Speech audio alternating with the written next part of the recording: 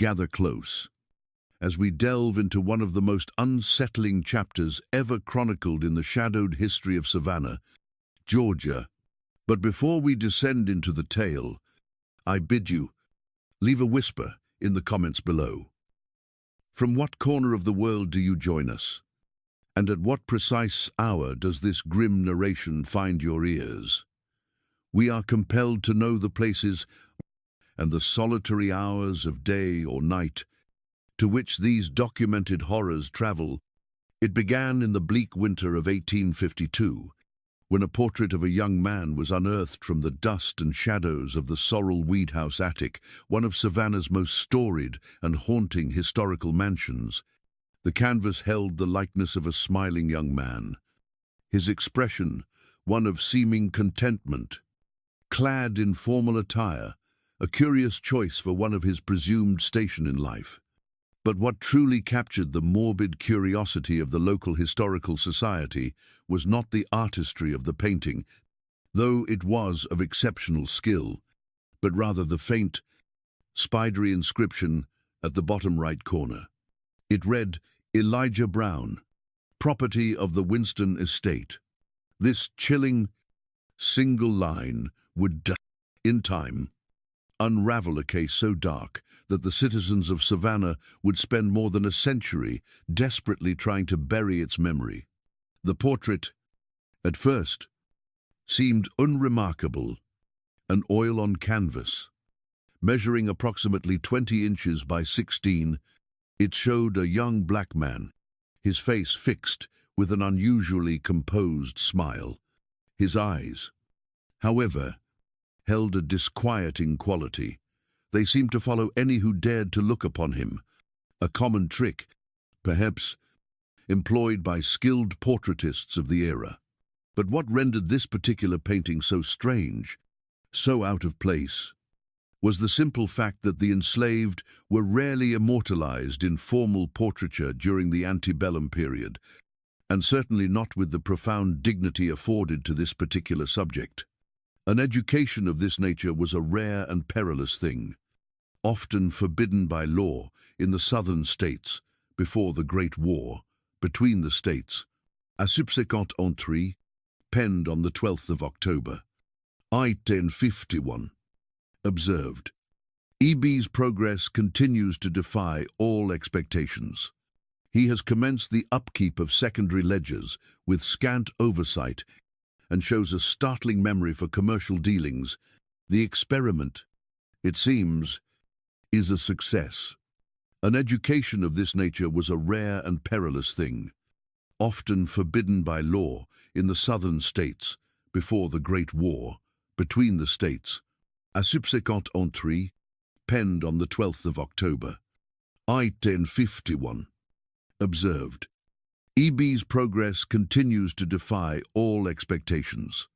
He has commenced the upkeep of secondary ledgers with scant oversight and shows a startling memory for commercial dealings. The experiment, it seems, is a success. It is not quite sadness, nor is it mere acceptance.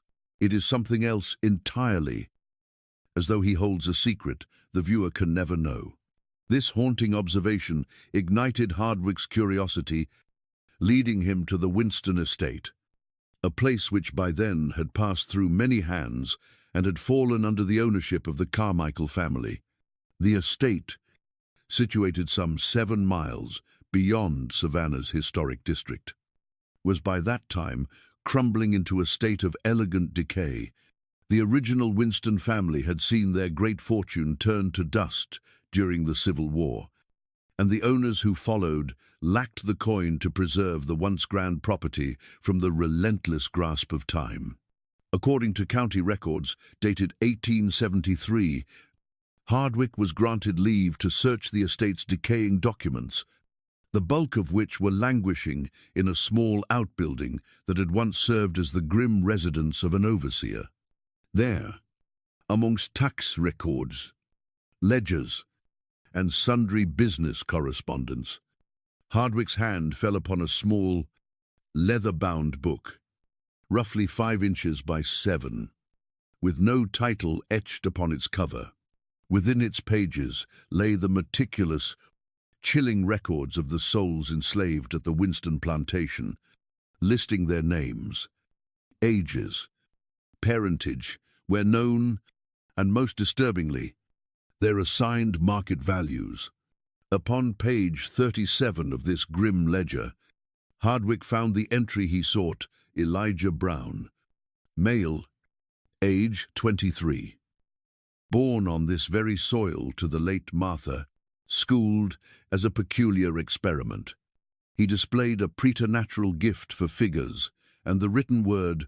His potential worth was noted as a clerk or house servant, a sum of $800. Yet, it was the chilling phrase, educated as experiment, that seized Hardwick's mind. The master taught him his letters and figures with his own hands, a thing unheard of in those dark days. By the time Mr. Elijah reached the age of 15, the entire estate's accounts were in his charge. Master Winston would parade him off before his guests at times, as if he were a prized creature performing some clever trick. The original Winston family had seen their great fortune turn to dust during the Civil War, and the owners who followed lacked the coin to preserve the once grand property from the relentless grasp of time. According to county records dated 1873, Hardwick was granted leave to search the estate's decaying documents, the bulk of which were languishing in a small outbuilding that had once served as the grim residence of an overseer. Hardwick's investigation into the phantom of Elijah Brown might have dissolved into obscurity right there, had fate not intervened. On his third pilgrimage to the decaying Winston Estate, he crossed paths with an aged woman, one Sarah Jenkins. According to the shadowed pages of Hardwick's journal, Jenkins had served within those very walls as a young girl, and she remembered Elijah Brown. Her testimony, transcribed by Hardwick's own hand, offers the first flesh and blood depiction of the man who was more than a ghost in a portrait or a name in a ledger. Mr. Elijah. He wasn't like the rest of them, Jenkins confided to Hardwick. Master Winston himself brought him into the great house when he was a mere 7 years of age. Just after his mother had passed into the ether, said he possessed a certain look in his eyes, a profound knowing. The master taught him his letters and figures with his own hands, a thing unheard of in those dark days. By the time Mr. Elijah reached the age of 15, the entire estate's accounts were in his charge. Master Winston would parade him off before his guests at times, as if he were a prized creature performing some clever trick, and Mr. Elijah would smile that hollow smile, and display his prowess with figures, calculating sums with a speed that shamed learned men with their papers and pencils. But once the visitors had departed, that smile would vanish like a morning mist. His eyes, they would turn different then. Jenkins's tale continued, weaving a darker thread of how Winston had commissioned the very portrait in the early months of 1852, demanding that Elijah preserve his company's smile for the duration of the sittings. The master made him rehearse that smile for weeks before the artist arrived. Jenkins recalled, he claimed he wished to demonstrate to his associates what could be achieved with the proper conditioning. County archives reveal a chilling entry in August of 1852. Winston officially reported that Elijah had vanished. A notice offering a reward materialized in the Savannah Republican newspaper on the 17th of August. Runaway. Uneducated Negro man. He answers to the name Elijah, aged 24 years. Possessing the ability to read and write with great skill, it is suspected he may attempt to pass off correspondence as if penned by a white man. Hardwick's own research unearthed that Winston displayed the canvas in a place of prominence within his study, frequently using it as a macabre catalyst for debates with his guests concerning the intellectual capacity of his chattel. A contentious subject even within the circles of slaveholders. Yet, What transpired in the months that followed the portrait's final brushstroke would twist this curious historical footnote into a narrative far more sinister. County archives reveal a chilling entry in August of 1852. Winston officially reported that Elijah had vanished. A notice offering a reward materialized in the Savannah Republican newspaper on the 17th of August. Runaway. Uneducated Negro man. He answers to the name Elijah, aged 24 years, possessing the ability to read and write with great skill. It is suspected he may attempt to pass off correspondence as if penned by a white man. A man of pale complexion. A reward of $100 was offered for his return to the Winston Estate. For 3 successive weeks, the notice haunted the local gazette, and then it vanished from the paper's pages. After that, silence. No official record spoke again of Elijah's flight or his fate. Hardwick himself may have believed the man had found freedom. Had it not been for the discovery of a series of deeply unsettling entries within the pages of Winston's own private journal, this diary, carefully hidden away from the cold, formal plantation records, was a tome bound in blood red, faded leather, its spine embossed with the years 1852 to 1854. Within its covers, the script grew ever more frantic, beginning in the dying days of August. 1852, a mere handful of days after the public notice first appeared, an entry dated the 20th of August reads, "Zer has not fled." As was claimed, a fabrication was necessary following the discovery of his private journals. Their contents, too foul to commit to this page, have seen him confined to the old storage cellar. There he will remain while I determine a suitable course of action. Sarah has been instructed to spread the tale that he has absconded to the north. A subsequent entrée, penned on the 25th of August, offers a far more chilling glimpse into the affair. His confinement proceeds. County archives reveal a chilling entry in August of 1852. Winston officially reported that Elijah had vanished. A notice offering a reward materialized in the Savannah Republican newspaper on the 17th of August. Runaway. Uneducated Negro man. He answers to the name Elijah, aged 24 years. Possessing the ability to read and write with great skill, it is suspected he may attempt to pass off correspondence as if penned by a white man. When confronted, he merely smiles. That same damnable smile from the portrait, it chills my very soul. The diary entries descend into an obsession with Elijah in the weeks that followed. Winston wrote of sleepless, tormented nights, haunted by what he swore were whispers emanating from the sealed cellar. On the 10th of September, he wrote, "Sarah and 2 of the others now claim to have seen E." Jenkins's tale continued, weaving a darker thread of how Winston had commissioned the very portrait in the early months of 1852, demanding that Elijah preserve his company's smile for the duration of the sittings. The master made him rehearse that smile for weeks before the artist arrived. Jenkins recalled, he claimed he wished to demonstrate to his associates what could be achieved with the proper conditioning. The portrait, removed from my study and consigned to the flames, Sarah has been dismissed for spreading her fearful tales. I must now turn my attention to the accounts, to the business dealings of these past 3 years, and assess the full scope of the ruin he has wrought. Hardwick's investigation revealed that Winston's financial fortunes began to crumble with alarming speed in the months following that final cryptic entry. By early 1853, he had been forced to sell several parcels of land and a number of the souls bound to it. His correspondence with bankers in Savannah speaks of a man drowning in mounting debts and haunted by discrepancies in his accounts for which he could offer no rational explanation.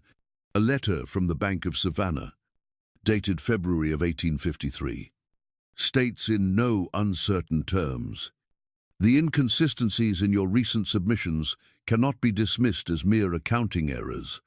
The pattern strongly suggests a deliberate and prolonged misrepresentation of your assets. We must insist upon an immediate clarification and the full, immediate repayment of all outstanding sums." Winston's reply to this demand, if one was ever sent, has been lost to the unforgiving march of time.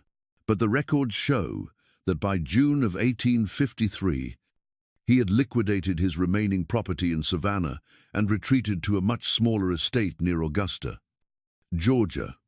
The once great Winston family, it seemed, had simply vanished from the annals of Savannah society. Elijah's effigy, the very one Winston had sworn to obliterate, had, by some twist of fate, found its way into the shadowed halls of the Sorrel Weed House, where it was unearthed amidst the dust of renovations almost a full year hence. And there, Hardwicke's inquiry might have faded into obscurity, had he not been compelled to make one last pilgrimage to the haunting grounds of the former Winston Estate before closing his ledgers. Research. In the pages of his journal, dated the 7th of July, 1873, he penned, "A return to the Winston property this day, to illuminate several obscurities concerning the architectural alterations wrought upon its bones during the 1840s. The present custodian, a man known as Mr. Bruce Reynolds, granted me passage into the subterranean depths of the great manse, which have lain largely undisturbed since the Winston family's final exodus. Amidst a labyrinth of storerooms and wine cellars, there lies a most peculiar chamber, a space measuring scarcely 8 feet by 10, bereft of windows, with a portal that appears to have been entombed and then breached at some unknown time. Its walls are of an unnerving thickness, and the chamber itself sits isolated from the other subterranean vaults. When I pressed him for its purpose, Reynolds professed only ignorance, musing that it might have served as a vault for the hoarding of treasures." Hardwicke's account continues, chronicling his chilling inspection of this cell. "The void is absolute now, save for a lone, small desk pressed against a stone wall. The piece appears an artifact of a much earlier age than the other relics I have observed within this grim house. Upon a more meticulous examination, I unearthed a secret. The drawer's interior held etchings carved directly into the very grain, with what could only have been a fine, sharp point. The script is minuscule, maddeningly precise, and consumes every conceivable surface within the drawer's confines. A great deal of it manifests as columns of figures, reminiscent of entries in a ledger.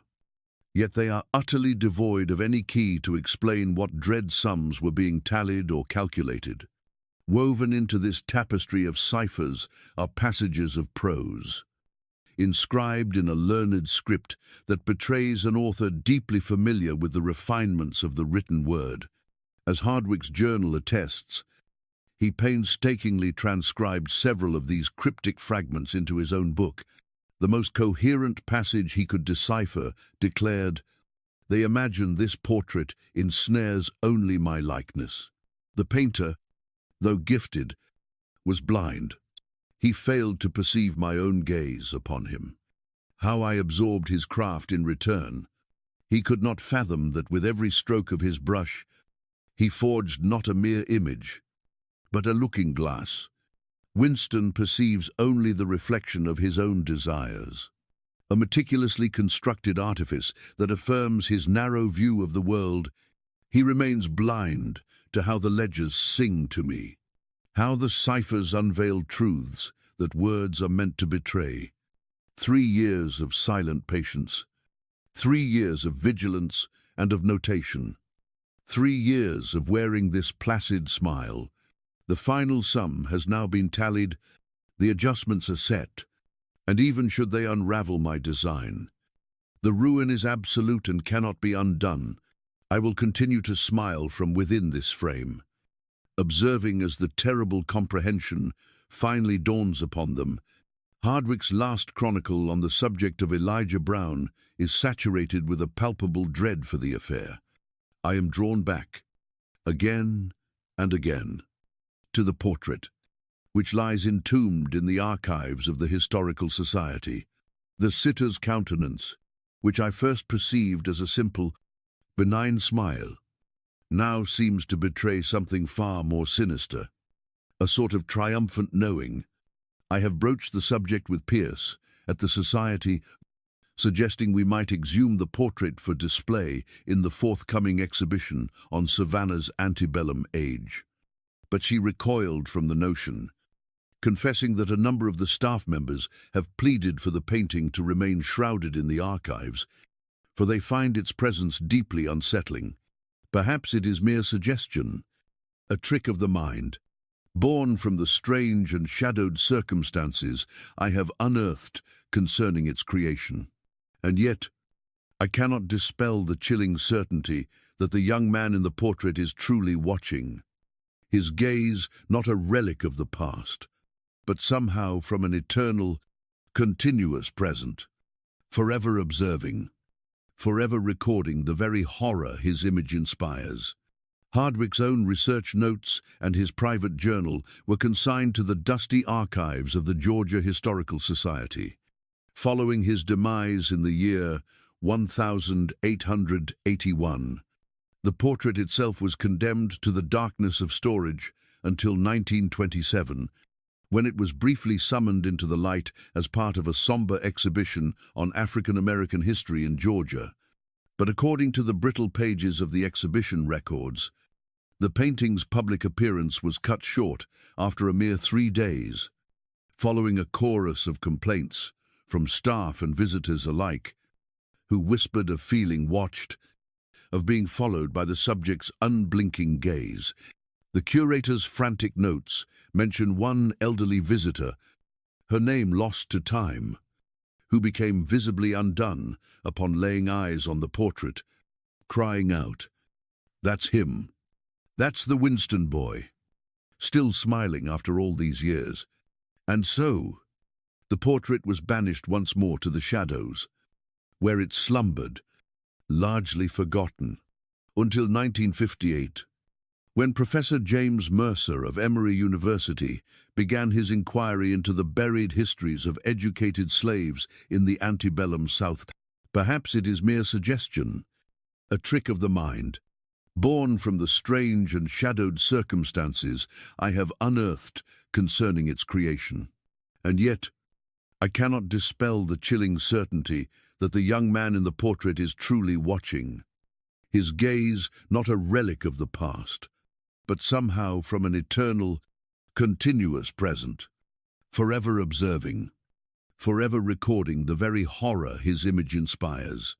Mercer's notes, published in the Journal of Southern History in 1960, resurrected the tale of Elijah Brown's portrait, citing it as a remarkable example of how certain masters, in defiance of the prevailing cruelties of the age, recognized and even cultivated the profound intellectual capabilities of those they held in bondage, though this was typically for their own gain. A far cry from any humanitarian concern, a third attempt was apparently successful, for grainy, black and white photographs of the portrait do haunt the pages of Mercer's published article. And yet, though the reproduction is of a poor, ghostly quality by our modern standards, the most disturbing chapter in the cursed history of Elijah Brown's portrait was yet to be written. It began in 1964, when the Georgia Historical Society building itself was torn apart for extensive renovations. The portrait, among a trove of other historical artifacts, was to be temporarily relocated to a climate-controlled storage facility in Atlanta. The transfer inventory meticulously notes that the painting was sealed within a custom crate and loaded onto a truck on the 12th of March. 1964. The portrait, removed from my study and consigned to the flames. Sarah has been dismissed for spreading her fearful tales. I must now turn my attention to the accounts, to the business dealings of these past 3 years, and assess the full scope of the ruin he has wrought.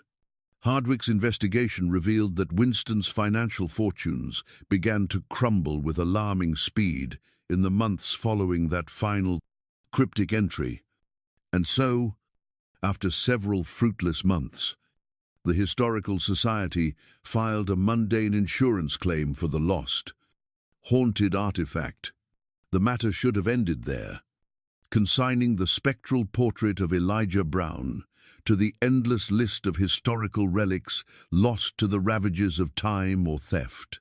But it did not with the curious, chilling development that was about to unfold at the former Winston Estate in May of 1965. The property, a place that had passed through numerous hands since the last of the Winstons had fled, was purchased by the Savannah Historical Preservation Trust, who intended to resurrect it as a somber museum, a shrine to plantation life in Antebellum, Georgia. Yet, during their initial survey of the decaying estate, workmen stumbled upon a chilling discovery: the small chamber in the cellar, the very one chronicled in Hardwick's journal, had been entombed, its doorway sealed with brick and masked with plaster to vanish into the surrounding walls.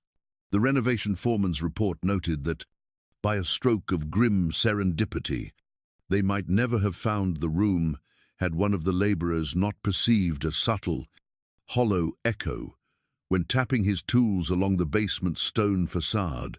After unearthing the original, dust-choked architectural plans, which confirmed the existence of a void behind the wall, the Trust resolved to unseal the forgotten room as a part of their grim restoration.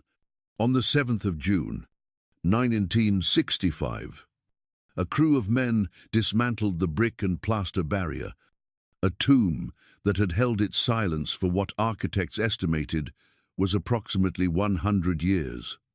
Judging by the aged materials and the archaic construction methods, the Trust's official report recounts their findings in cold, sterile language. The newly opened space held a single, small wooden desk pushed against the north wall, a detail hauntingly consistent with the descriptions in Hardwick's notes from 1873. The desk drawer, as documented, was covered in elaborate carvings upon its interior surfaces. No other furnishings disturbed the profound stillness of the cell. The south wall, facing the lone desk, bore a ghostly rectangular stain, a faded outline of roughly 20 inches by 16 inches, suggesting an object of that size had hung there for an age, protecting that single patch of wall from the creeping discoloration that had claimed the rest of the room. What the official report so carefully omits, but which bleeds from the pages of Margaret Wilkins's private journal, the Trust's lead historian, is the true, terrifying condition of that desk drawer. The carvings Hardwick had noted had not been preserved, they had metastasized. Where he described mere calculations and a few lines of text, the entire surface was now a suffocating tapestry of microscopic script, a madness of words that spilled onto the very sides and bottom of the drawer. Most disturbing of all, this impossible text spoke of events that transpired long after the room had been sealed away, with specific, chilling references to Hardwick's own ill-fated research, the 1927 exhibition, and even Mercer's ghostly photography attempts in 1960. The final entry, a scar carved into the bottom right corner of the drawer, was dated March 13th, 1964. The day after the portrait was created and sent on its final journey to Atlanta, it read, with stark finality, "I have learned enough. It is time to leave this frame." Wilkins' journal confesses that she shared this ghastly discovery with only 2 other members of the trust. Terrified that the ensuing publicity would attract a circus of attention to what could only be an impossibly elaborate hoax, the trio made a pact to meticulously document the carvings, but to excise the anomalous, prophetic content from all official records. But the receiving inventory at the Atlanta facility tells a different, impossible story, listing the crate as empty upon arrival, followed by a cold, clinical notation, item A347, portrait, oil on canvas, circa 1852, missing, crate sealed and undamaged. Inquiry initiated. No earthly explanation for the painting's vanishing act was ever recorded. In 1968, amidst a routine inventory of relics at the Georgia Historical Society, an archivist made a disquieting find concerning Hardwick's original research. The materials on Elijah Brown had vanished from their designated repository, and the corresponding catalogue entry bore a cryptic alteration. It was scored through a terse notation in the margin, reading, "Deaccessioned 31. 364. Yet no official record of this deaccession could be found. It simply did not exist, and no staff member from that era recalled removing the materials or scrawling the fateful note.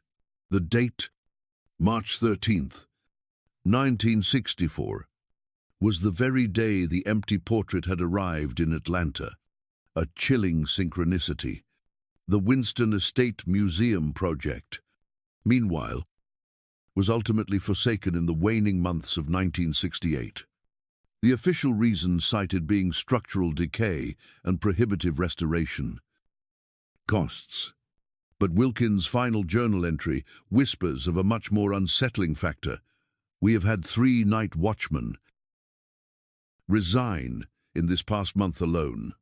The last, a guard named Williams, a man I have known for years to be steady and pragmatic, described hearing the incessant scratching of a pen on paper for hours, followed by what he could only term the sound of someone smiling. When pressed for an explanation, he could not elaborate, saying only, 'You would know it if you heard it.'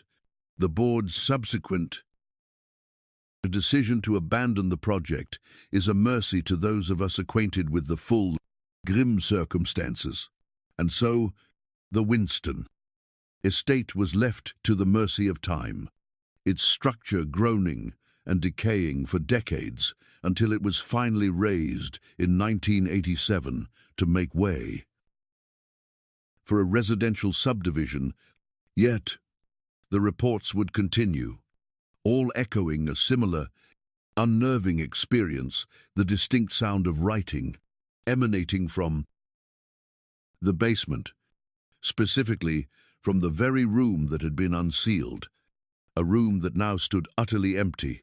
Then, during the excavation for the new development's infrastructure, workers unearthed a small metal box, buried deep in the earth, where the old manor's basement had once been. According to the dispassionate county records, the box held but a single item, a folded piece of paper bearing a detailed sketch of a Pras's smiling young man, signed simply E.B. in the corner. The developer, deeming it a trifle of no consequence, casually discarded the artifact, and construction proceeded.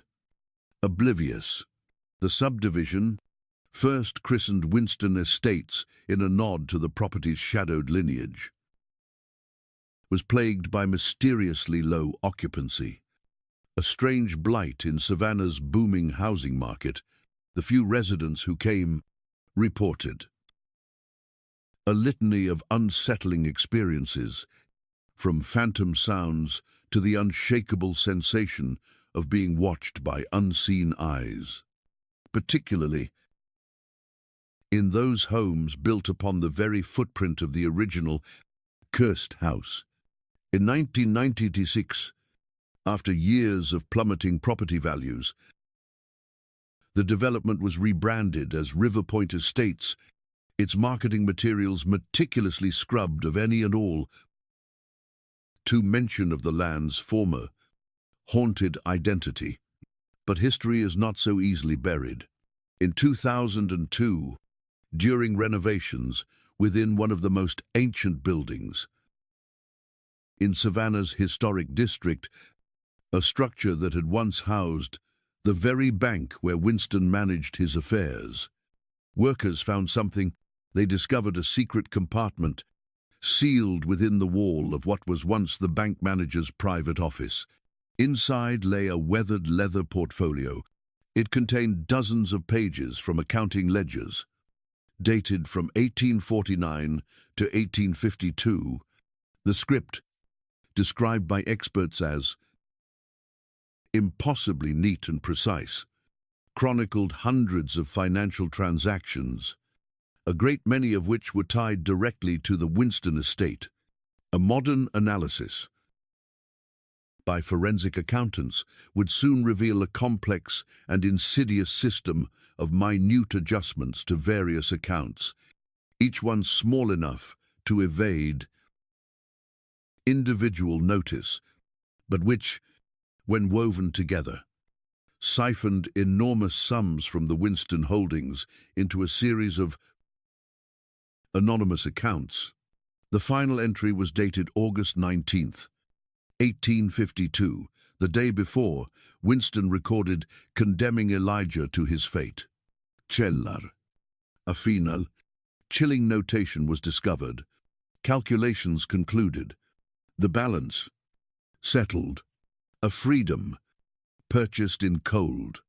Hard figures.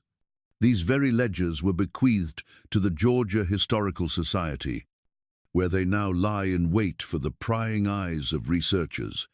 Curiously, those who visit to examine these documents often speak of an unnerving sensation, the distinct feeling of an unseen presence reading over their shoulder, a spectral guardian silently observing their reactions to the meticulous figures that, over a century and a half ago, so systematically dismantled a man's fortune from within the heart of his own home. Yet perhaps the most unsettling epilogue to this grim tale comes from Dr. Elenina Hayes, a professor of art history steeped in the shadows of 19th-century portraiture, who in 1998 was researching the arcane technical aspects of antebellum portrait techniques. In the labyrinth of her research, she compiled a vast database of portraits from that bygone era, including the known works of Robert Winston Harding, the Charleston artist believed to have been the hand that captured Elijah Brown's likeness. While poring over Harding's confirmed works, scattered in collections across the Old South, Dr. Hayes unearthed something deeply disturbing. A recurring face, a phantom appearing in the shadowed backgrounds of several paintings completed after the year 1852. In a portrait of a Charleston merchant, dated 1853, a young black man materializes, a barely discernible spectre framed by a window in the deep background. In an 1855 family portrait from a plantation near Beaufort, the very same visage is there, a haunting presence among the household staff positioned behind the family. Anonymous accounts. The final entry was dated August 19th, 1852, the day before Winston recorded condemning Elijah to his fate. Cellar. A final, chilling notation was discovered. Calculations concluded. The balance. Settled. A freedom. Purchased in cold. Hard figures. These very ledgers were bequeathed to the Georgia Historical Society, where they now lie in wait for the prying eyes of researchers. Harding's private journals, entombed in the Charleston Museum archives, make no mention whatsoever of this phantom figure. What makes this so profoundly strange is that the figure never appears as a subject or a focal point, but always as a watcher in the wings, often positioned in such a way that he appears to be looking not at the main subjects of the painting, but out of the canvas, directly at the viewer. Hayes's meticulous research identified this recurring face in 7 of Harding's confirmed paintings, all completed between the years 1853 and 1863, a period after which Harding's career shattered.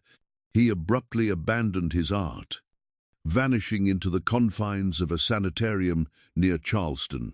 When pressed about her findings, Dr. Hayes offered a carefully measured assessment.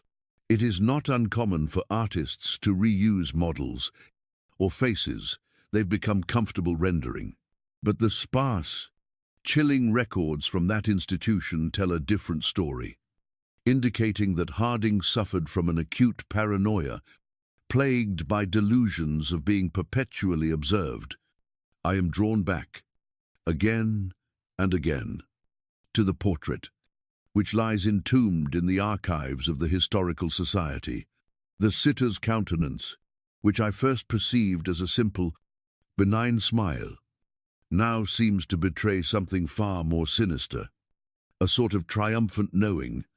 The ledgers, the journals, the haunted notes documenting this strange affair are now scattered across various archives and collections, fractured pieces of a puzzle that refuse to form a coherent, rational whole. But what remains most clearly branded into the historical record is the memory of that smile, the one Winston forced Elijah to practice for weeks on end before the portrait sitting, a smile that seemed to conceal a secret, to hold a knowledge the viewer could never grasp. Some scholars of the era posit that Elijah Brown's tale is merely a well-documented instance of an enslaved man turning the very education afforded by his captor into a key for his own liberation, a quiet triumph over the monstrous institution of bondage. Yet others are drawn to the darker, unexplained facets, the portrait's vanishing act and the cryptic sigils etched into the desk drawer, evidence of something far more sinister at play. And perhaps most chilling of all is the fact that, even though the canvas has been lost to time for more than 5 decades, patrons of the Georgia Historical Society sometimes ask after the painting of the smiling young man, despite never having been told it existed, and when questioned as to their knowledge, the answer is always the same, a whispered confession: "I saw it, watching me from a frame on the wall." The staff invariably confirm that no such portrait hangs within the building's hallowed halls. The final recorded trace of Elijah Brown's presence emerges from the private journal of a night watchman, a lone guardian of the Society's secrets in the late 1990s. An entry penned on the 12th of November, 1998, reads, "Saw that phantom portrait again on my rounds tonight. It wasn't hanging on any wall, just propped against the storage room door. From the inside, just like last week, maintenance insists they found no canvas when they searched. Tonight, I finally stopped and truly looked at it. The young man's smile, it seems different now, sated, somehow, like one who has brought a long and intricate plan to its final, perfect conclusion. I have a feeling I won't be seeing it again." His premonition was true. No further apparitions of the portrait were ever reported within the Historical Society. And yet, across the shadowed lanes of Savannah and far beyond, in museums, ancestral homes, and cloistered private collections, visitors still recount a peculiar phenomenon, a feeling, an unshakable sense that among the faces trapped in centuries-old oils, one visage in particular seems to study them in return, forever in the background, forever observing and forever wearing that same knowing smile. Hayes's meticulous research identified this recurring face in 7 of Harding's confirmed paintings, all completed between the years 1853 and 1863, a period after which Harding's career shattered. He abruptly abandoned his art, vanishing into the confines of a sanitarium near Charleston. When pressed about her findings, Dr. Hayes offered a carefully measured assessment. In 2003, a graduate student named Michael Collins, while researching antebellum accounting practices for his doctoral dissertation, stumbled upon a disturbing pattern buried deep within the financial records of several prominent Savannah dynasties who conducted business with the ill-fated Winston Estate. Collins observed that every single family suffered inexplicable financial anomalies, beginning around 1849 and persisting until approximately 1853. The very same interval during which Elijah Brown was the keeper of the Winston ledgers. The pattern, he found, was unnervingly consistent. Small adjustments, Collins wrote in his thesis, later published in the Journal of Economic History, were made to various accounts, typically no more than 1 or 2% of any given transaction, but executed with systematic precision across hundreds upon hundreds of entries. The cumulative effect was a substantial displacement of capital, a bleeding of funds that would be imperceptible without the lens of modern computational analysis. But what is most fascinating, he noted, is that the funds did not simply vanish. They appear to have been siphoned away through a labyrinthine series of transactions that ultimately consolidated the diverted funds, secreted away into various accounts at the Freedmen's Savings Bank, an institution born from the ashes of the Civil War. Collins calculated that the phantom fortune funneled through this clandestine network would have swelled to nearly $25,000 by the year 1853, a staggering sum for that era, more than sufficient to buy a man's liberty and to forge a new existence far from the shadows of his past. Yet, his painstaking search through the ledgers unearthed no trace, no record that Elijah Brown had ever claimed his own manumission, nor did any spectre matching his description emerge from the Freedmen's Bank records to lay claim to the gathered wealth. In 2007, as the dusty Savannah city archives were being translated into digital ghosts, a researcher stumbled upon a most peculiar deed of property, dated January of 1858, nearly 6 long years after Elijah Brown's presumed flight or final confinement. This document chronicled the acquisition of a small plot of land, nestled in what was then the lonely fringes of Savannah, by one E. Winston, described within the parchment as a free man of color. The affair was unsettling for a multitude of reasons. It was a phantom occurrence for a man of his station to purchase property in Georgia during those dark times. The buyer's very signature upon the deed bespoke a level of learning that was a spectre of the norm, and most chillingly, the property itself was situated less than half a mile from the looming shadow of the old Winston Estate. According to the surveyor's charts, the parcel acquired by this E. Winston possessed a slight rise in the earth, a vantage point that offered an unbroken, watchful gaze upon the main house of the Winston plantation. The deed spoke of intentions to erect a humble dwelling, complete with a studio space befitting an artist. Yet, the city's annals betray no sign that a single stone was ever laid upon that ground. The land simply remained in the name of E. Winston until 1864, when its ownership dissolved back into the city's grasp, claimed by unpaid taxes, and then no further record of this E. Winston has ever surfaced from the crypt of the Savannah archives. Dr. Camille Roberts, an art historian who seeks out the hidden and whispered narratives within Southern portraiture, published a chilling paper in 2012. It suggested that Elijah Brown may have been far more than a mere keeper of ledgers. The portrait, removed from my study and consigned to the flames. Sarah has been dismissed for spreading her fearful tales. I must now turn my attention to the accounts, to the business dealings of these past 3 years, and assess the full scope of the ruin he has wrought. Hardwick's investigation revealed that Winston's financial fortunes began to crumble with alarming speed in the months following that final cryptic entry. Roberts penned, "This dark art was well known within European traditions, but it was a craft not widely practiced by American portraitists of the time.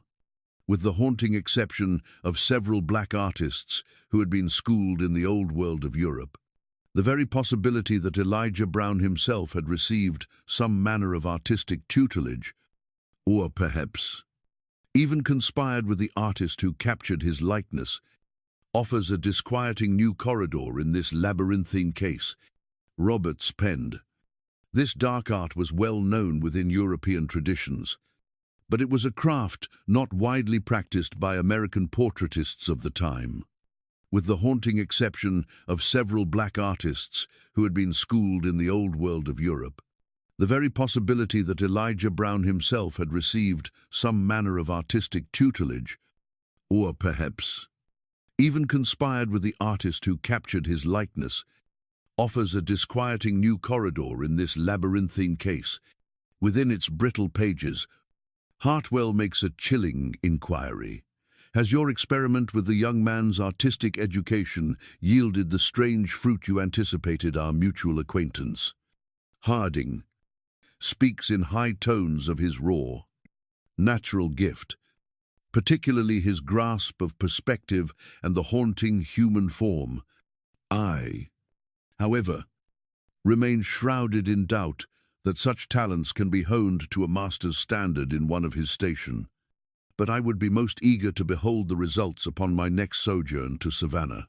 History, however, offers no record of Winston's reply to this query, and no other surviving documents directly attest that Elijah received any formal artistic tutelage.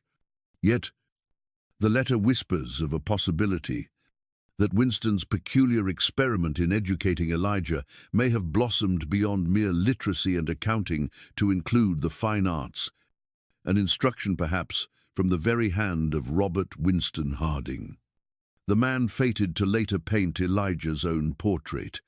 This strange and tangled affair took a yet more shadowy turn in 2018, when the Telfair Museums in Savannah became the recipient of a small, leather-bound sketchbook, a gift from an unseen hand.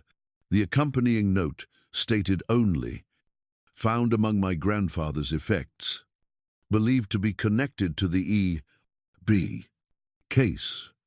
At first, the museum staff catalogued it as a 19th-century artist's sketchbook of unknown provenance, but a more scrupulous inspection revealed 2 small letters, M.B., impressed into the leather of the back cover. Within its pages lay dozens of meticulously rendered pencil drawings, chiefly studies of human faces, captured in a myriad of expressions. Connoisseurs of the period confirmed the sketches dated to approximately the mid-19th century, based on the very paper and materials employed. Most arresting were several self-portrait studies of a young man of color with a composed, almost inscrutable smile, a face that mirrored descriptions of Elijah Brown from the brittle pages of historical accounts. Far more disquieting were the later folios, which held chillingly detailed sketches of the Winston family, their servants, and the various visitors to the estate, each soul captured in unguarded moments, slumbering, quarreling, or lost in their own private rituals. The drawings possessed the unnerving quality of surveillance, each one annotated with dates, times, and brief, cryptic notes on the subject's habits or, more chillingly, their vulnerabilities. The image, dating to approximately 1853, based upon the photographic methods of the era, showed the interior of what could only be an artist's studio, seated at an easel. His back turned to the camera, was a man whose identity was forever obscured by the shadows of the image. Dr. Roberts, who was summoned to examine this disquieting artifact, noted a haunting similarity between the techniques studied in these drawings and those employed in the very portraits where Hayes had first glimpsed Elijah's face, lurking in the shadows of the background. If Elijah Brown did indeed receive artistic training from Harding, and if he was the hand behind these sketches, it would suggest a level of artistic mastery that could, perhaps, begin to illuminate the more inexplicable shadows of this dark affair. Roberts penned in her analysis, "The study of portraiture is, at its heart, the study of how to capture a person's very essence within a frame. For a man like Brown, whose own personhood was legally disavowed, whose very self was deemed mere property, mastering this art may have assumed profound and perhaps terrifying new dimensions." Then, in 2021, during an inventory at the Charleston Museum Archives, a curator stumbled upon an unlabeled daguerreotype, long misplaced among wholly unrelated materials. The image, dating to approximately 1853, based upon the photographic methods of the era, showed the interior of what could only be an artist's studio, seated at an easel. His back turned to the camera, was a man whose identity was forever obscured by the shadows of the image. Upon the easel rested a portrait in progress, a plantation scene with a family gathered on a porch, and barely perceptible in the deep background of the painting within the photograph. Someone was watching. Lurking at the edge of a nearby field was a form whose face, though indistinct in the photograph, possessed an unnerving similarity to the haunting descriptions of Elijah Brown. Yet what renders this daguerreotype profoundly strange is that it seems to document one of the very canvases Hayes had unearthed in her research, one believed to hold Elijah's spectral likeness in its shadows. A painting from the year 1853, which now hangs, shrouded in privacy, in a Charleston collection. The ghostly image appears to capture the portrait while the paint was still wet, implying that its creator had gained entry to Harding's studio during the very act of creation. On the reverse of the daguerreotype, a handwritten inscription leads, so faded by time as to be nearly illegible. Digital resurrection of the script revealed a chilling message: he watches as I work. Not I, him, but he, me. In the years that followed this eerie discovery, scholars have been compelled to revisit the 7 Harding canvases identified by Hayes, each said to contain Elijah's phantom likeness within their depths. Advanced imaging techniques have since unearthed a detail previously cloaked in shadow. Within every painting, the eyes of the Elijah figure seem to fix their gaze not upon the viewer, but with an unnerving intensity, upon the central subject of the portrait. More chilling still, infrared analysis reveals that in several of these works, the primary subjects once wore entirely different expressions, only to be altered by a later hand. In every instance, these modifications made the sitters appear more vulnerable, their faces twisted to reveal hidden flaws or secret frailties. It is here that Dr. Roberts has posited a most unsettling theory, one that has drawn both acolytes and skeptics from the halls of academia. She proposes that Elijah Brown might have achieved a kind of freedom not by fleeing or by purchasing his manumission, but through a far more spectral path, by somehow weaving his very essence into the fabric of Harding's art. The perpetual recurrence of his visage in these paintings, forever positioned as a silent observer of the main subjects, could be a cryptic artistic signature, or perhaps something far more profound, a deliberate haunting of the very medium that once sought to capture and objectify him in his own portrait. This chilling theory could explain Harding's ultimate descent into madness, his specific delusion of being watched from within the confines of the frames. It could also illuminate the strange, cryptic carvings found within the desk drawer at the long-abandoned Winston Estate, with their unnerving references to events that transpired long after the chamber was supposedly sealed from the world. If Brown had, in fact, received artistic tutelage, and if he had forged an intimate working bond with Harding, he would have had ample opportunity to influence, or perhaps even to lay his own hand upon, Harding's canvases. Yet, as Dr. Roberts concedes, what this theory cannot readily explain is the portrait's vanishing in 1964, nor the persistent reports of a spectral figure, a young man with that same distinctive smile, materializing in the backgrounds of paintings where he had never before been seen. In 2023, a visitor to the High Museum in Atlanta chronicled a deeply unsettling experience while perusing their collection of 19th-century American portraiture. This visitor, an esteemed art history professor from Emory University, swore that within a painting dated 1860, a formal portrait of a Georgia judge, she glimpsed a figure in the deep background, a figure that was absent when she had last studied that very canvas for a research project. By her sworn account, partially obscured by a window behind the judge's mahogany desk, was the face of a dark figure of a man, an indelible smile upon his lips, his gaze piercing through the canvas, not at the judge, but straight into the soul of the beholder.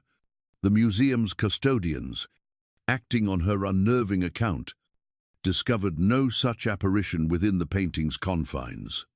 Archival photographs, chronicles of the artwork's long life, revealed no alterations, no spectral additions to its somber backdrop. When the professor returned on the morrow, compelled to verify what she had witnessed, the ghostly figure had vanished.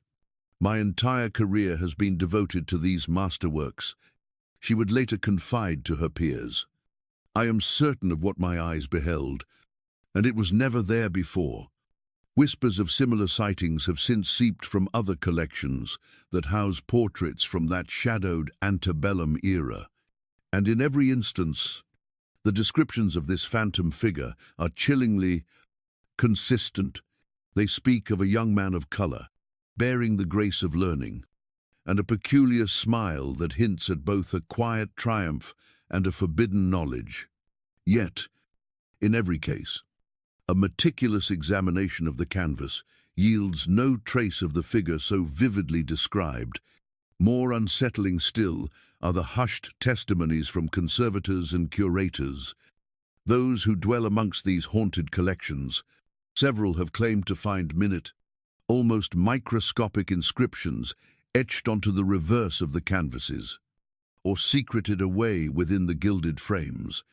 A tiny, meticulous script that bears an uncanny resemblance to Elijah's own hand, preserved in the annals of history. These cryptic marks are often nothing more than a date and the initials E.B. Preliminary analysis suggests these documents are genuine artifacts, though their existence was previously unknown to any archive or private collection. Within their pages lie the mundane records of a plantation's commerce, but woven throughout are small, precise annotations in a hand distinct from the bookkeeper's. These are observations on the Winston family, their guests, their frailties, and their darkest secrets. Preliminary analysis suggests these documents are genuine artifacts, though their existence was previously unknown to any archive or private collection. Within their pages lie the mundane records of a plantation's commerce, but woven throughout are small, precise annotations in a hand distinct from the bookkeeper's. These are observations on the Winston family, their guests, their frailties, and their darkest secrets. The ledger's final pages, however, hold something far more arcane, detailed instructions for the alchemical creation of pigments and the preparation of canvases, followed by what seems to be a formula for a most peculiar kind of varnish. The final entry, dated August 18th, 1852, a mere 2 days before Winston documented the confinement of Elijah to the cellar's gloom, reads with stark finality, "The portrait will be complete tomorrow. And then, so will I." Tucked within the ledgers was a single, modern sheet of paper, bearing a typed, chilling message: he is still watching, still recording, still calculating. The portrait was never his prison. It was his passage. Investigators and historians continue to pore over the scattered documents, the cursed artifacts, and the spectral accounts tied to Elijah Brown and his enigmatic portrait. Skeptics dismiss the entire affair as a web of coincidence, of misinterpretation, and fanciful lore spun around what was likely a simple, brutal tale of an educated man in bondage who either fled or met a more grim fate at the hands of his master. They argue there is no single, irrefutable piece of evidence to substantiate the more outlandish theories that cling to this case like ivy to a ruin. Yet others perceive in Elijah's story a far deeper, more haunting narrative, a parable of the watcher and the watched, of how a soul, condemned by society to be an object, might find a way to become the ultimate subject on his own terms. From this chilling perspective, Elijah's rumored artistic talents and his proven mastery of numbers were not mere skills. They were the very instruments he used to warp the reality that imprisoned him.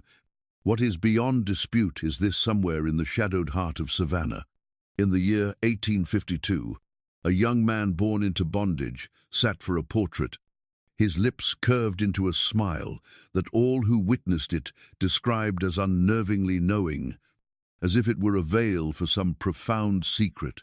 The canvas itself has been lost to time, swallowed by the past. Yet the spectral tale of Elijah Brown claws its way back from oblivion, retold and re-examined, as if the subject himself is orchestrating his own haunting, unfinished narrative. Even today, visitors to Savannah's historic quarter speak of an unsettling and unusual sensation when they pass the ghost-haunted grounds of the Georgia Historical Society's original edifice, where the portrait was once entombed for so many years.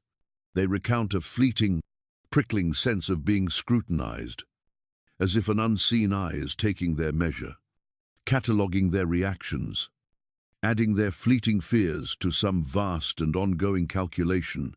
The feeling vanishes as swiftly as it came, lasting just long enough for a frantic glance around, a glimpse from the corner of the eye of what appears to be a young man, bearing that unforgettable smile, watching from a shadowed window or a darkened doorway which, upon a second, closer inspection, reveals nothing but empty space.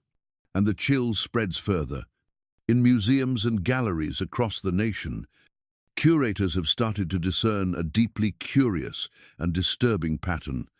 Paintings from the antebellum era, especially portraits originating from the Savannah region, seem to manifest subtle, impossible changes after being brought out from the darkness of storage, a shadow where none was ever recorded, a detail in the background that has inexplicably shifted, a face materializing. Half seen, where only a blank wall once stood, the alterations are always minor, just slight enough to be dismissed as a trick of memory or a flaw in the records. And yet, they are consistent enough to sow a seed of profound unease among those who guard these collections.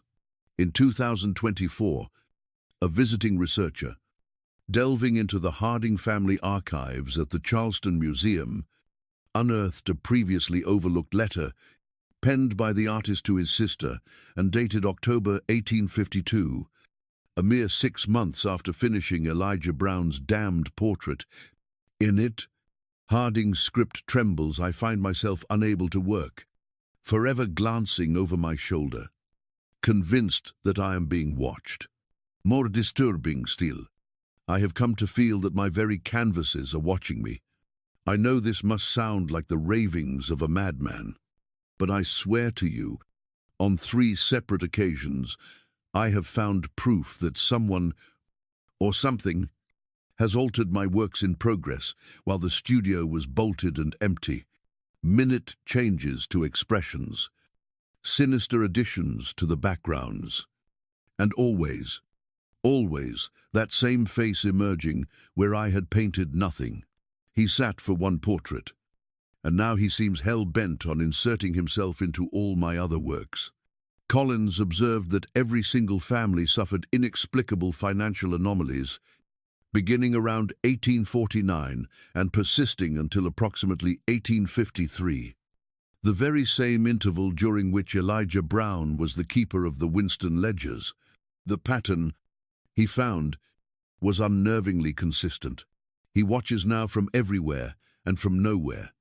Having discovered that a portrait need not be a prison, it can be a doorway, a window through which a soul might step, leaving behind nothing but a knowing smile that whispers, "I have found the way out." As for the original portrait of Elijah Brown, it remains missing, vanished, a presence that, as the lone night watchman once scrawled, bears the chilling resemblance of someone smiling. Could it be that Elijah Brown, brought into a world that branded him as chattel and sought to strip him of his very soul, discovered an arcane form of emancipation, not by fleeing northward as countless souls had done, but by unearthing a secret passage between frames, a way to shift from the subject of the gaze to the one who watches, the observer? Whispers of similar sightings have since seeped from other collections that house portraits from that shadowed antebellum era, and in every instance, the descriptions of this phantom figure are chillingly consistent. They speak of a young man of color, bearing the grace of learning, and a peculiar smile that hints at both a quiet triumph and a forbidden knowledge. Yet, in every case, a meticulous examination of the canvas yields no trace of the figure so vividly described. It's whispered that in mastering that fixed, enigmatic smile for the portrait Winston demanded, he stumbled upon a profound and terrible truth about representation itself, how a likeness could transcend its purpose as a mere record and become a portal, or perhaps, as the skeptics contend, the tale of Elijah Brown and his spectral portrait is nothing but a peculiar footnote in the annals of history, embroidered by time into a tapestry far more sinister than the simple truth would ever allow. Perhaps the canvas itself languishes in obscurity, gathering dust in a private collection, its significance lost on all but those who are privy to its haunted history. Perhaps Elijah himself simply found his freedom, or his grave, his fate tragically indistinguishable from the countless others born into the abyss of that nation's darkest chapter. Whatever the truth, the legend of the smiling boy's portrait refuses to be buried, unearthed time and again by each new generation of scholars. And so, in the hallowed, silent halls of galleries and museums across the land, patrons sometimes report a most unsettling sensation as they gaze upon the portraits of that tormented antebellum era. It is a creeping awareness that among the myriad faces imprisoned in oil and guilt, one face in particular is not merely preserved in pigment, but is actively observing, recording, calculating, still bearing that same cryptic smile that Winston had once forced upon him. But now, It is a smile of his own volition. He is no longer the subject, but the ever-present observer, no longer confined, but unbound, a phantom flitting from canvas to canvas, from the shadows of the past to the light of the present, ensuring his story, like his gaze, never remains locked within a single, static frame.